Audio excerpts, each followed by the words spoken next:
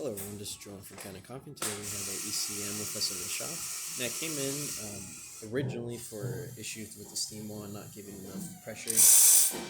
And what we did was service the assembly, but ECM now uses a different type of gasket for their solenoid assemblies.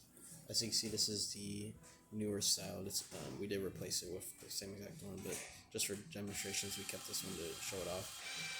So what you would do is you would buy this new version of the gasket, just because the older one they said wasn't lasting longer than around 2 years, and so they wanted to find a different solution.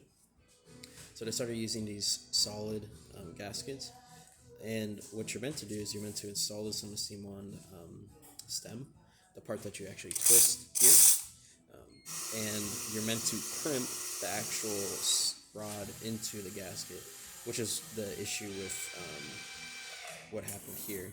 What happened is that it was probably over tightened, and then since it wasn't crimped to the stem, it actually got stuck in the assembly instead of coming out with it. And so after crimping the newer gasket into the stem, it works great, as you can see here. And that's about it for this repair. If you like this video or any of our other repairs on our channel, leave a like, subscribe, hit the bell. Thanks for watching.